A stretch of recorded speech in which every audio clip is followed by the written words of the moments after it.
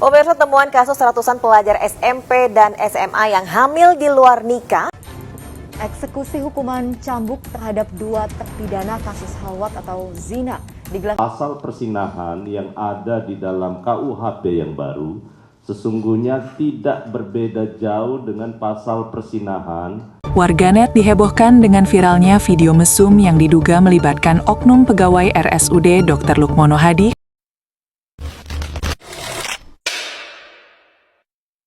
Assalamualaikum warahmatullahi wabarakatuh.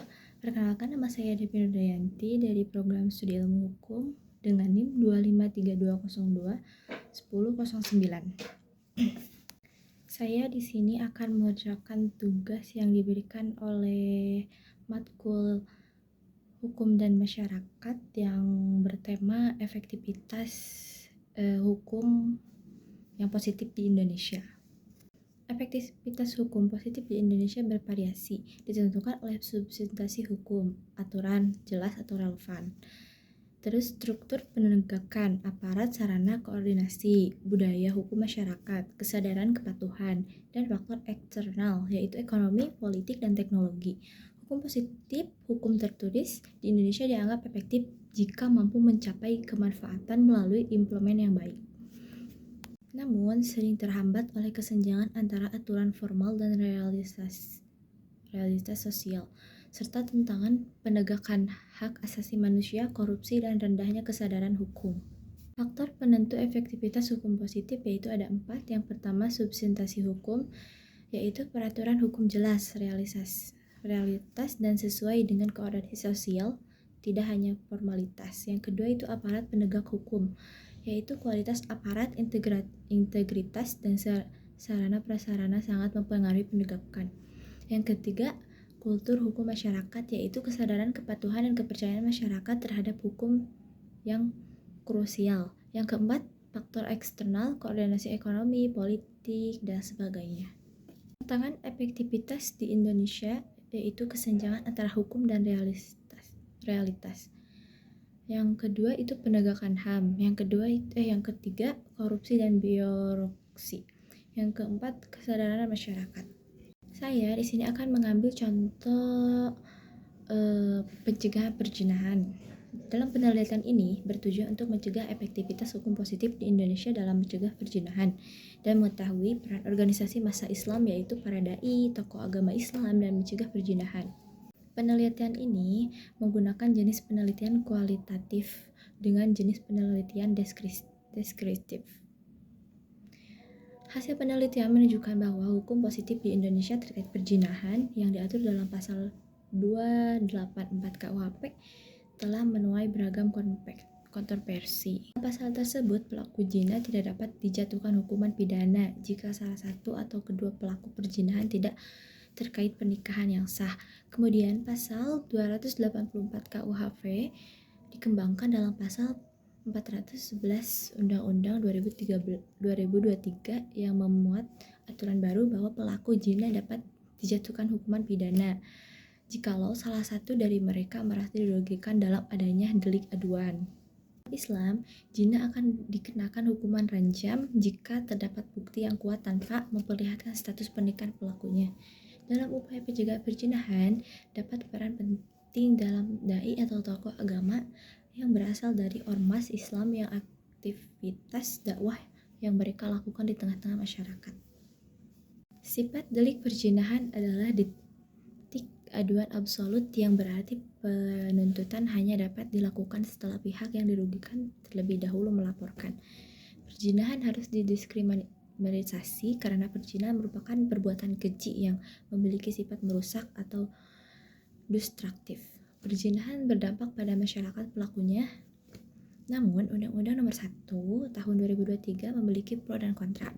Beberapa orang berpendapat bahwa karena perzinahan lajang dapat dikriminalisasi. Hal ini merupakan pelanggaran hak asasi manusia. Dalam negara dianggap terlalu mencampuri urusan privasi individu. Dalam sudut pandang agama Islam, zina merupakan perbuatan yang diharamkan. Adapun yang dimaksud dengan perbuatan zina ialah hubungan kelamin yang dilakukan oleh pria dan wanita di luar pernikahan, baik pria atau wanita itu sudah pernah hubungan kelamin yang sah ataupun belum, dan bukan karena kekeliruan.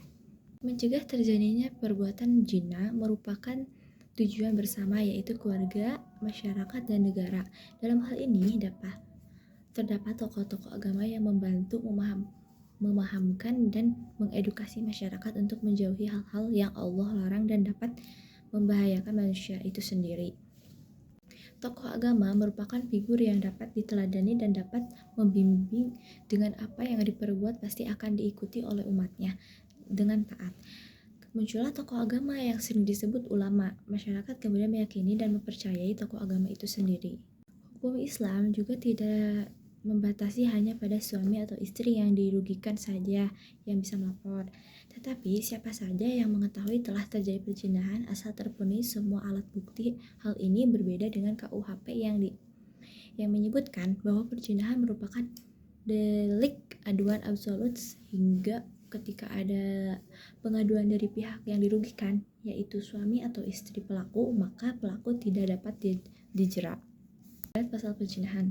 Selain itu, KUHP memberikan izin kepada pelapor untuk mencabut kemudian tuntutannya dalam peristiwa tersebut belum mulai diperiksa dan sidang pengadilan.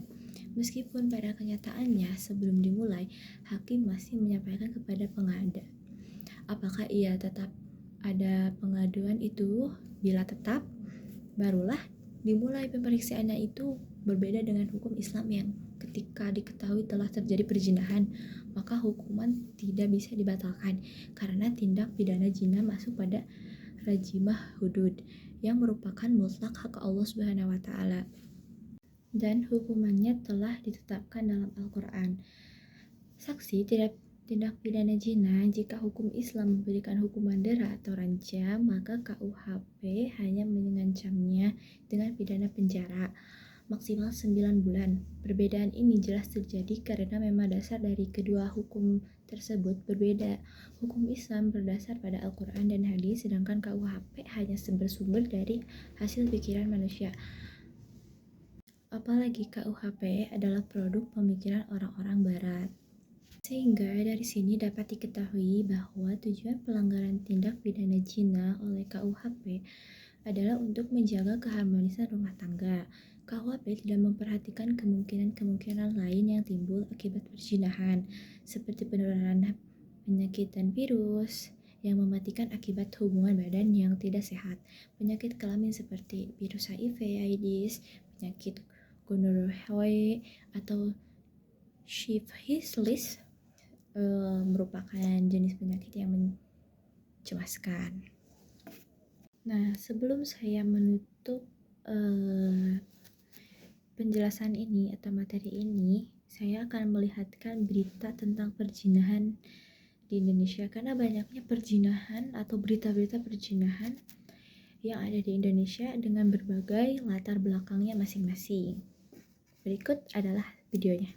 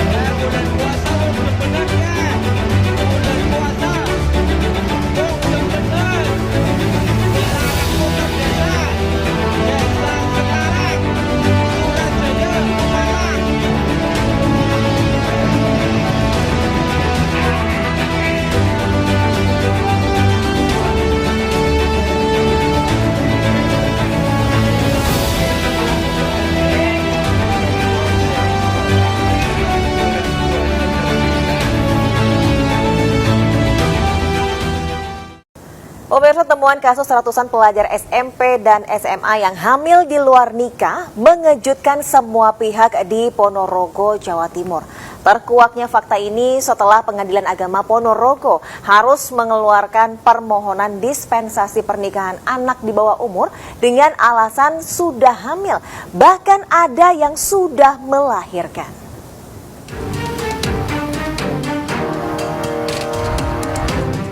Mencuatnya fakta ratusan pelajar SMP dan SMA hamil di luar nikah mengejutkan Dinas Sosial dan Pemberdayaan Perempuan dan Perlindungan Anak P3A Kabupaten Ponorogo.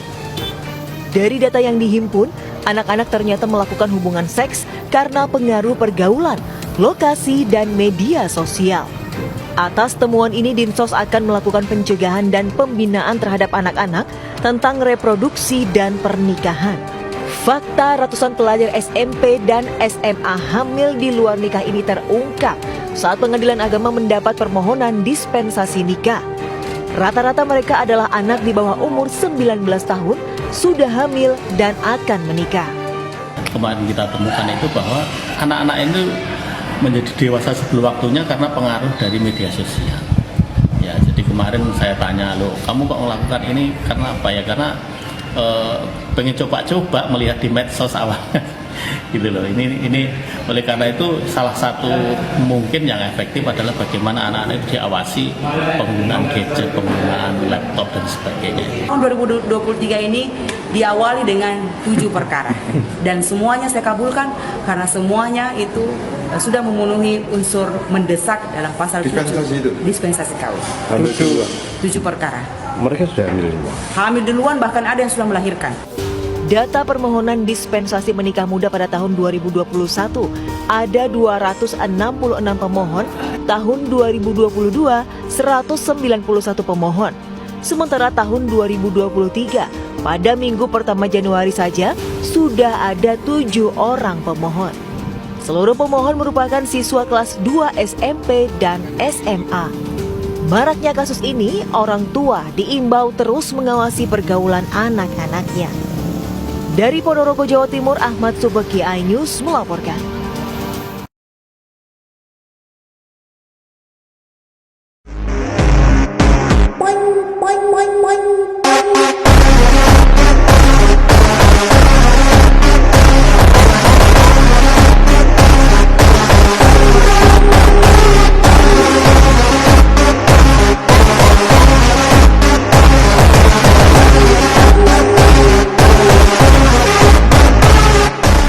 Pasal persinahan yang ada di dalam KUHP yang baru sesungguhnya tidak berbeda jauh dengan pasal persinahan di KUHP yang lama.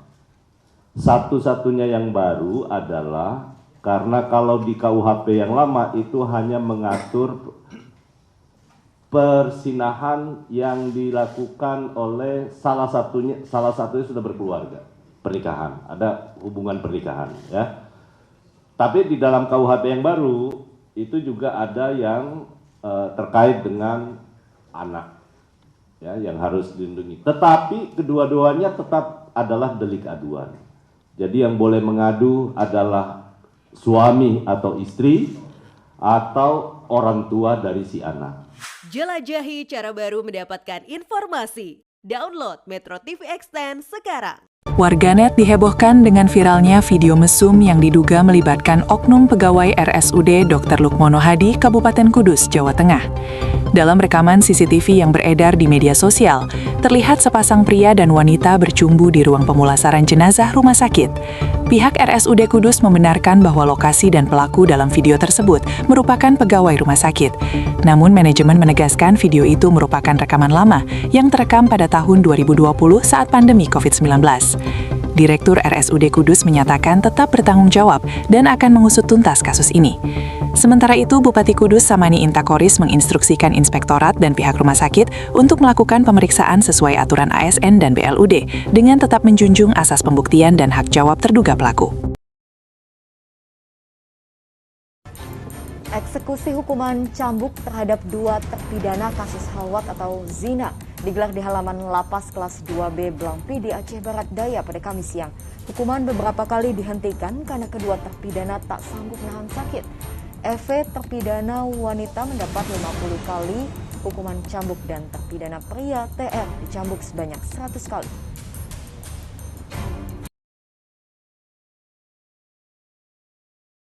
Sekian video saya yang bertema tentang hukum positif di Indonesia atau efektivitas hukum positif di Indonesia. Semoga apa yang saya sampaikan bisa menjadi ilmu yang bermanfaat bagi aku dan semuanya. Terima kasih. Wassalamualaikum warahmatullahi wabarakatuh.